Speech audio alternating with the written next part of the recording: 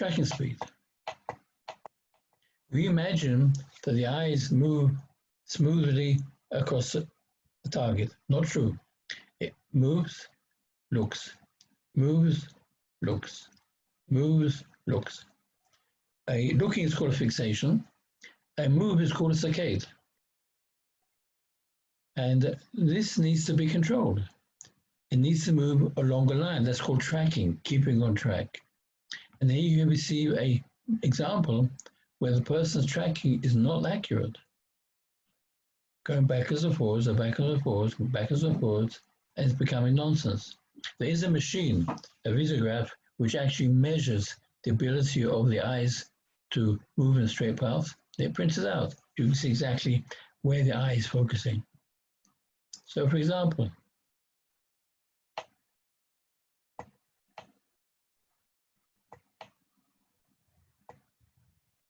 oh, what's happened to it? Poor concentration. Okay. So, catch of recurs is one of the big things nowadays, but unfortunately, it's regarded as, you see, catch of recurs, you have cause and effect. A cause, catch of recurs is the effect, not cause. We have to find out why. Why can't he concentrate? There's many, many reasons. Could be because he went to sleep last night. Could be because he sleep late every night. Could be too much sugar.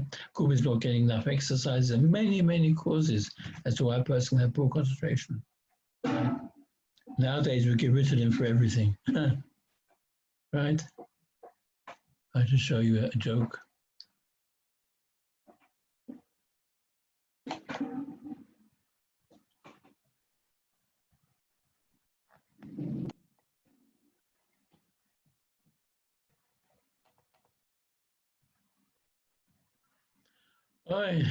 Ritalin is the answer for everything.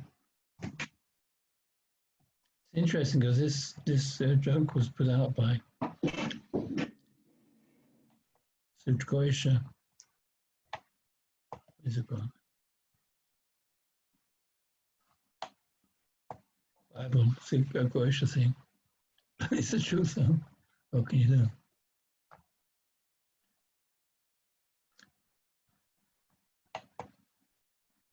Okay, back to work.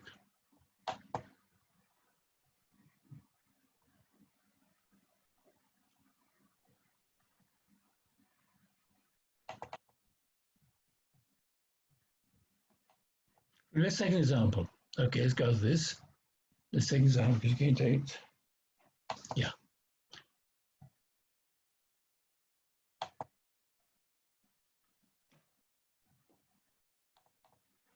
You have something called, I think it's called Schleifer. What's happened?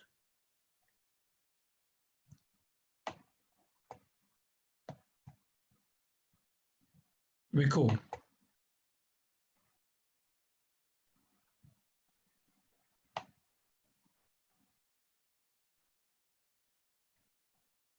Now, as you can see, there's many, many reasons why you can't record it.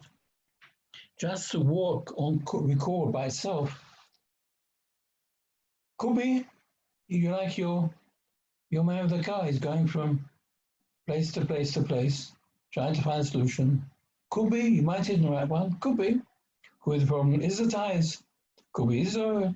Could be. But be much more efficient to do a total screening and find out exactly what's the reason why he can't remember words. Could be his personality. Some time ago, I was working with a bocher, 18-year-old, nice fun boy, and he couldn't translate a new piece of Gemara by himself. So they thought he had a reading problem. Sent him to me, checked his reading. Good, it wasn't perfect, 90%, but that isn't enough to cause such an extreme problem.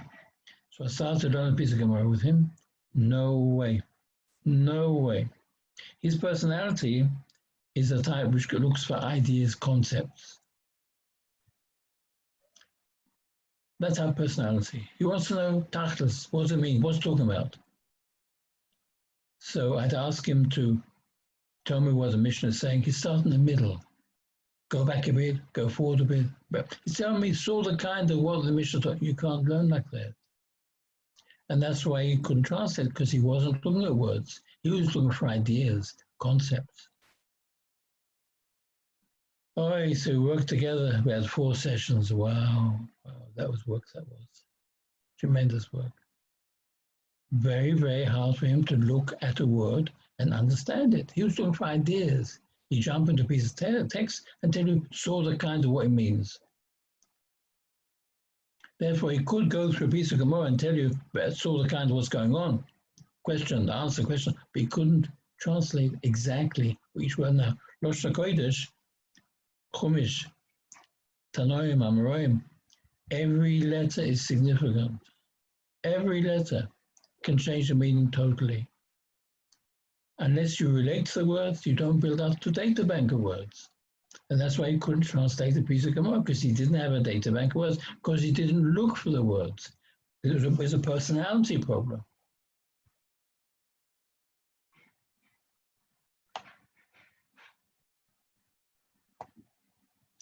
Language. Kubi doesn't know a language. It's unfamiliar language. I once worked with a bocher, many years ago, so you can't know who he is. He lived in Manchester, and his home language was English. But in those days, there were very few English books. And in Chez, he learned Yiddish, and he davened, obviously learned in Hebrew. So he didn't know English, didn't know Hebrew, didn't know Yiddish. I told him, you have to become master of one language. He couldn't translate. He just couldn't translate. And you have to choose. It can be English, Yiddish, Japanese, don't care. You have to master a language. Okay, so I've got a book library in my English book library in my house. He chose English. He bought himself a pocket electronic dictionary. He came back at the end of the month. I wanted to have nachas. He went through a Tosfos, he translated everything, explained it. Wow. Simply because he learned the language. Word bank, syllabalizing, do tremendous damage. Discussed already. Whole words, phonics does tremendous damage. Insufficient. He can't put the letters and Likud together to able to recognize them fast enough.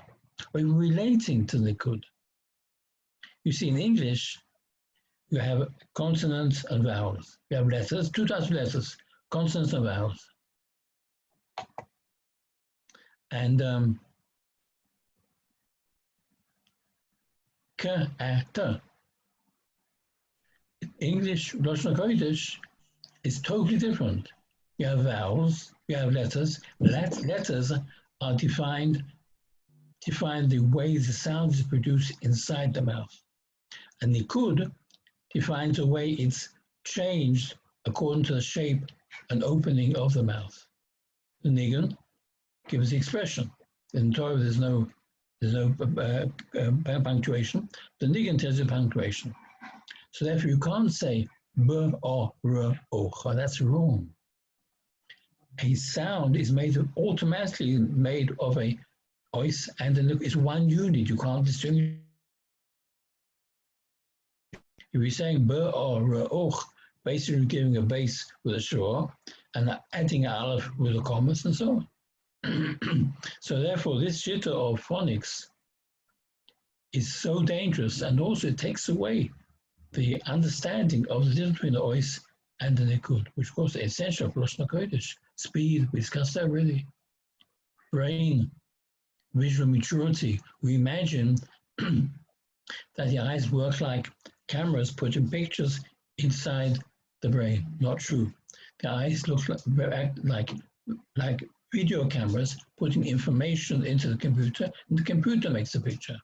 Similarly, the eyes put information into the brain, and the brain makes the picture. And that's why we have things like optical illusions, in which an outside factor makes the brain create an incorrect picture. Multitasking, the ability to do several things at once. Person who can't multitask, if you want to record a shir, you go to a shir, and you have your recorder, and you put it on the table in front of you, And it's wonderful to talk to the Rebbe. Is very clear. It's understandable. You go home and you want to play over the recording. Wow. First, you can barely hear him. And secondly, there's an aeroplane going across. And someone's chewing gum and crunching paper, and there's a noise going on. Someone's talking in the corridor outside. You didn't hear that. Why not? Because the brain has the ability to increase the sound, the level of what's interesting, and to filter out irrelevant inputs. Therefore, that requires the brain to do several things at once. And therefore, someone who can't multitask is in the situation of that recorder on table in front of you. It doesn't hear so well what's being said, and all the outside activities are disturbing. Lifestyle, very important. How much sleep, how much water, how much sugar, not playing with video games and so on. Maturity. Emotional, burnt out, can't read, fed up. I had people who've been told they suffer from dyslexia, they'll never be able to read. And destroy them. First of all, it's not true because, again, I told you, no such thing as dyslexia in Rosh Hashanah. And secondly, the brain is so powerful, there's no such thing as hardwiring in the brain. The brain can always change. I remember someone who has had a stroke and goes for rehab, that's what the person is doing. So anyone who talks about hardwiring in the brain is totally an ignoramus of the most basic aspects of neurology, the way the brain works. Emotional, yeah, visual, poor vision and so on.